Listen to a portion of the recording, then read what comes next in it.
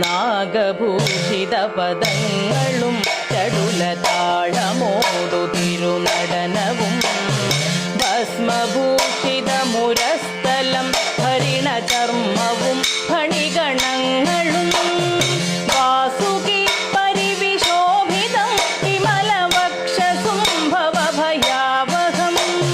ചന്ദ്രശേഖര തെളിഞ്ഞു കാണണം അന്തികേ മമ സദാശിവ